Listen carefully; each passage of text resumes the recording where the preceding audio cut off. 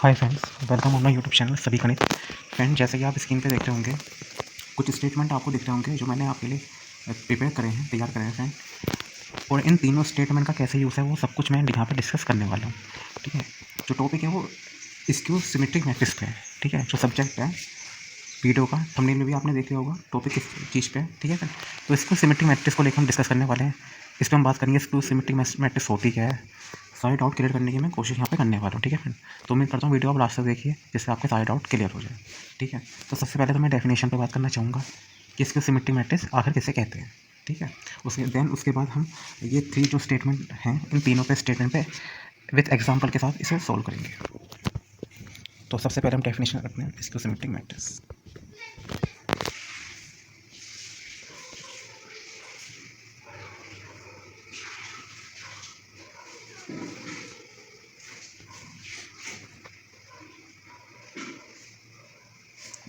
पहले मैं इसकी जनरल डेफिनेशन लिखूंगा फ्रेंड, उसके बाद एक एग्जांपल के थ्रू मैं आपको ये बताऊंगा कि इसके सिमेट्रिक मैट्रिक्स किसे कहते हैं। सबसे पहले तो आपको ये बताना चाहिए ए आई जी किसके इक्वल होता है।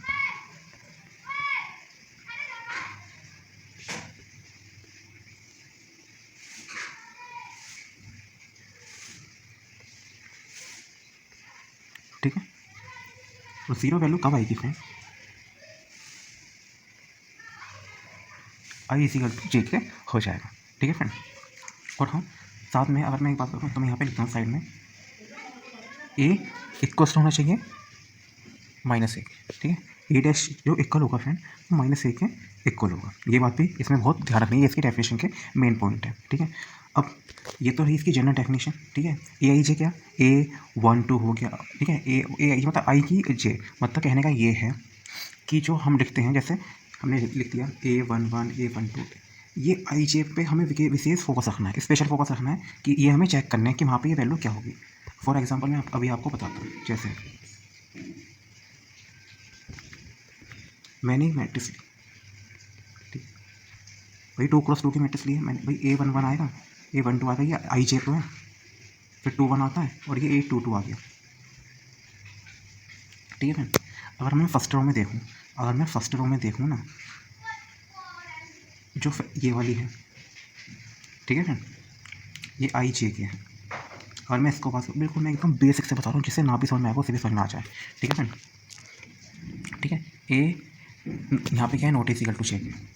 ठीक है फ्रेंड, अब यहाँ पे देखिए A21 में नोट इक्वल टू जे के, भाई 2 इक्वल तो होते हैं, यानी आई इक्वल टू जे के। ठीक है फ्रेंड, आई इक्वल टू जे के, तो ये बात मैंने बिल्कुल आपको बता दी, इसमें कोई कन्फ्यूज़न नहीं होगा, उम्मीद तो मैं यही करता हूँ। ठीक है फ्रेंड, अब आप देखिए यहाँ पे कौन सी कंडीशन कौन सी एट्रीब्यूट को सेटिस्फाई। देखिए ये वाली जो कंडीशन है, वो यहाँ पे सेटिस्फाई हो रही है। ठीक है, और जो ये वाली कंडीशन है वो यहाँ पे सेटिस्फाई होगी। यहाँ पे ना जो वैल्यू आती है वो डायगोनल वाली वो 0 आ जाएगी। ठीक है फ्रेंड, और यहाँ पे जो वैल्यू है ए आई जे वाली, ये नॉन डायगोनल वाली कंडीशन है, नॉन डायगोनल। ठीक है फ्रेंड, वो यहाँ पे आ जाएगी। ठीक है, अब ये बात मैं आपको थोड़ा एग्जांपल दे के समझा सकता हूँ। जैसे फॉर एग्जांपल एक मैट्रिक्स है ए इक्वल टू 0 -b b और ये 0। अब आप इसमें देख सकते हैं कि यहाँ पे A1 की जो वैल्यू है वो 0 ही तो आ रही है, और A22 की वैल्यू तो 0 ही आ रही है। ठीक है, भैया 0 ही तो आ रही है। और अगर आप देखें A12 की वैल्यू क्या -b के आ रही है, और A21 की वैल्यू b के आ रही है। और यहाँ पे किसका i बराबर जे के तो हो रहा है, और यहाँ पे i बराबर जे के तो हो रहा है, यहाँ पे i नॉट इक्वल टू जे के हो रहा है। आ रही है बात समझ में, यहाँ पे भी तो i नॉट इक्वल टू जे के हो रहा है। ठीक है, ये तो मैं डेफिनेशन के थ्रू आपको समझाना चाहता हूँ, जो आप उम्मीद करता हूँ समझ ही पाएंगे। ठीक है, तो ये होती है जनरल डेफिनेशन, जिससे बिल्कुल कई बार बच्चे समझ नहीं पाते हैं। कई बार जो स्टूडेंट होते हैं उन्हें ये ए आई जे को लेकर काफ़ी कन्फ्यूजन रहता है। मैंने अक्सर इसे चेक किया, क्योंकि हम भी स्टूडेंट्स को तैयारी करवाते हैं, मतलब ठीक है फ्रेंड, स्टूडेंट्स को नहीं पढ़ाते हैं। ठीक है, तो इसलिए मैंने कई बार ये ऑब्जर्व किया है कि स्टूडेंट को काफ़ी दिक्कत होती है, इसलिए मैंने ये चीज़ आपको बता दी। ठीक है, तो ए आई जे को लेकर उम्मीद करता हूँ कोई कन्फ्यूजन नहीं होगा। तो ये मैंने आपको डेफिनेशन के थ्रू बता दिया कि इसकी सिमेट्रिक मैट्रिक्स क्या होती है। इवन और 2x2 मैट्रिक्स में मैंने आपको बता दिया, 2x2 मैट्रिक्स तो थी, इसमें मैंने बता दिया आपको। ठीक है, डायगोनल के तो 0 हो रहा है एलिमेंट, और नॉन डायगोनल ये, ठीक है, -b और b, तो ये हो गया इसको सिमेट्रिक मैट्रिक्स 2x2 ऑर्डर की। अब ये हम 3 क्रॉस 3, हाँ एक चीज़ और मुझे और बतानी है।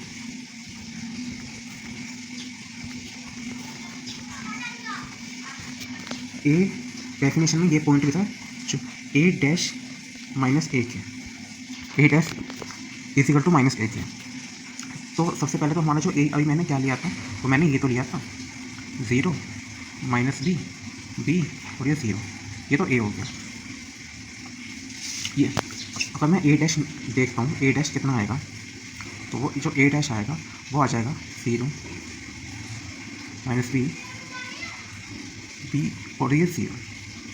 ठीक है, ए डैश निकालना सभी को आता होगा। ठीक है, अगर हम यहाँ पे चेक करें तो क्या कंडीशन सेटिस्फाई है?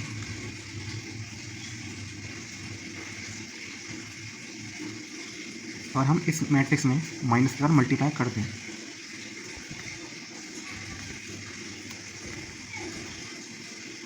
और हम माइनस ए करें तो ये क्या हो जाएगा 0 बी माइनस बी 0। क्या ए डैश माइनस ए के इक्वल है? Let's check. ए डैश की वैल्यू तो ये आ रही है, और माइनस ए की वैल्यू कितनी आ रही है, क्योंकि डेफिनेशन तो ये है ना, ये डेफिनेशन। तो ए डैश की वैल्यू जो है ए डैश की वो ये है। क्या इसकी वैल्यू भी आ रही है बिल्कुल ए डैश के इक्वल? तो माइनस ए की अगर मैं वैल्यू देखूँ तो 0 बी है, यहाँ भी 0 बी है, माइनस बी और 0 है, माइनस बी और 0 यहाँ पे भी है, तो ये इक्वल आ रही है। तो एग्जांपल के थ्रू मैंने आपको बता दिया ए डैश इक्वल टू, ये एक पॉइंट याद रख सकते हैं इसको सिमेट्री मैट्रिक्स में, तो ए डैश इक्वल टू माइनस 1 के इक्वल है। तो टू क्रॉस टू मैट्रिक्स में इसको सिमेट्री मैट्रिक्स कैसे कहते हैं वो मैंने आपको A to Z सब कुछ बता दिया इसमें। ठीक है, उम्मीद। तो फ्रेंड अब हम 3 क्रॉस 3 मैट्रिक्स पे भी डिस्कस कर लेते हैं। ठीक है फ्रेंड, कैसे सिमेट्री मैट्रिक्स कैसे कहते हैं। सपोज मैंने ए बी मैट्रिक्स ली, पिछली बार ए ली थी समझाने को, इस बार बी मैट्रिक्स ले लेते हैं, इससे कोई फर्क पड़ता है नहीं। ठीक है फ्रेंड, कोई मैंने कुछ भी मान लो रैंडम, हमने एक मैट्रिक्स लिया आपके लिए। ठीक है फ्रेंड, हमें इसमें 9 एलिमेंट्स पुट करने हैं। ठीक है, तो ये तो 0 ही होगा डायगोनल एलिमेंट, और ये 0।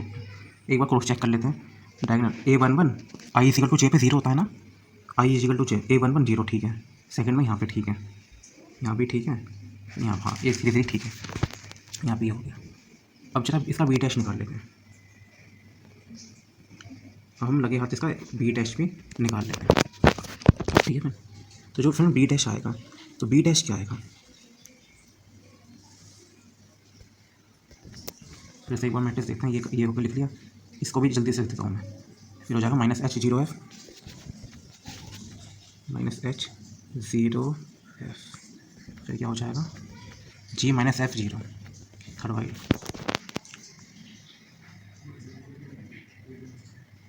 अब जो डेफिनेशन होती है वो डेफिनेशन क्या होती है भाई, डेफिनेशन तो एक ही रहेगी, चाहे वो 2 क्रॉस 2 मैट्रिक्स की हो, चाहे वो 3 क्रॉस 3 भाई मैट्रिक्स डेफिनेशन तो एक ही रहेगी भाई। बी डैश तो हमने चेक कर लिया।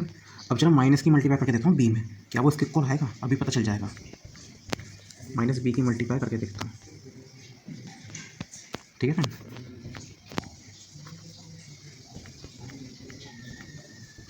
अगर मैं यहाँ पे माइनस की मल्टीप्लाई करूँगा ना सॉरी मैट्रिक्स में, तो यहाँ पे क्या हो जाएगा, H तो माइनस का हो जाएगा। वो और मैं माइनस की मल्टीप्लाई करके देखता हूँ, जो तो फ्रेंड H तो माइनस का हो जाएगा, G पॉजिटिव हो जाएगा, G पॉजिटिव हो गया। फिर यहाँ पे क्या हो जाएगा, सेकंड रो में H तो पॉजिटिव हो जाएगा, F नेगेटिव हो जाएगा।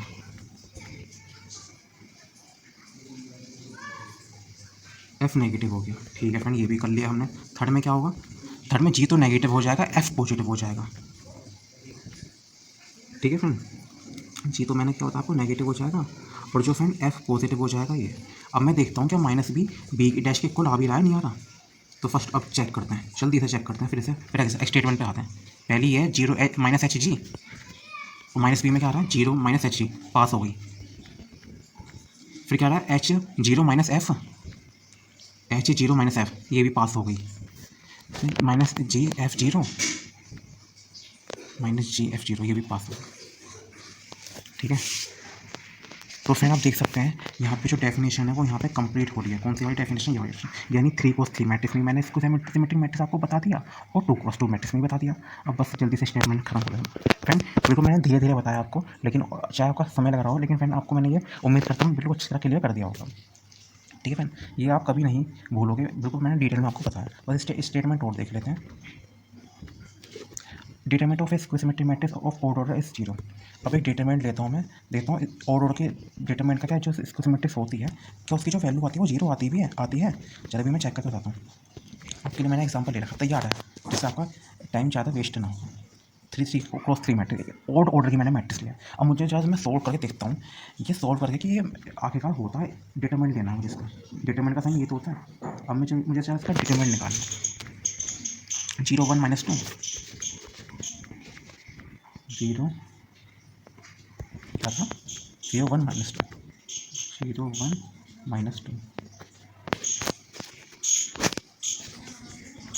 -1 0 3 -1 0 3 2 -3 0 2 -3 0 बस कुछ नहीं। अब मुझे क्या करना है फ्रेंड, इसका डिटरमिनेंट निकालना है। डिटरमिनेंट निकालना बहुत आसान है। ठीक है, अगर 0 आ गया तो मतलब स्टेटमेंट मतलब वेरीफाई हो गया फिर तो। और फ्रेंड अगर भाई 0 है, 0 क्रॉस 0 और ये हो जाएगा फ्रेंड, ये सीधा मैं प्लस का नो लिख रहा हूँ। डिटरमिनेंट निकालना आपको आसान होगा।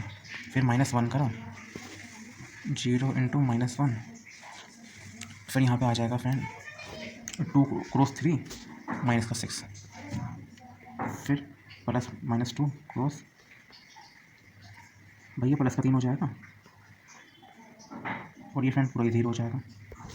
एक की तो मैं पूरी मल्टीप्लाई करके दिखा रहा हूँ, एक मैं मल्टीप्लाई ज़्यादा करके दिखा नहीं रहा। ठीक है, शॉर्ट में लिख दे रहा हूँ मैं। डिटरमिनेंट निकालना सबको आता होगा। ठीक है फ्रेंड, तो इतना तो फैक्ट है। ये पहले तो पूरा 0 हो गया, इसे लिखने की कोई ज़रूरत तो है नहीं, कोई ज़रूरत नहीं है। ठीक है, और ये हो जाएगा प्लस का 6 0 प्लस का 6 और यहाँ पे ये तो 0 हो गया, ये हो जाएगा 3 -2, यानी ये -6 होगा फ्रेंड, ये -6 होगा। तो ये -6 प्लस माइनस में कट जाती है गैस। वही पहला स्टेटमेंट वेरीफाई हो गया। ऑड की जो वो होती है ना मैट्रिक्स, इसको सिमेट्रिक मैट्रिक्स, उसका और ना डिटरमिनेंट 0 आता है। पहला मैंने सोल्व कर दिया फ्रेंड, पहला सोल्व हो। ठीक है, determinant of A symmetric matrix of even order is a perfect square. जो इवन ऑर्डर की होगी ना डिटरमिनेंट, वो इसको सिमेट्रिक मैट्रिक्स उसका जो होगा ना डिटरमिनेंट, वो परफेक्ट स्क्वायर आएगा। अभी चेक करके दिखाते हैं। ठीक है, ये लीजिए 2 क्रॉस 2 मैट्रिक्स।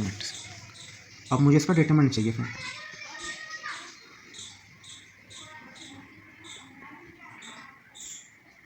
अगर मुझे इसका डिटरमिनेंट चाहिए फ्रेंड, तो हम किस तरीके से निकालेंगे? बहुत आसान है फ्रेंड, 0 माइनस और ये माइनस हो जाएगा फ्रेंड, और माइनस का 4, यानी जो फ्रेंड 4 आएगा।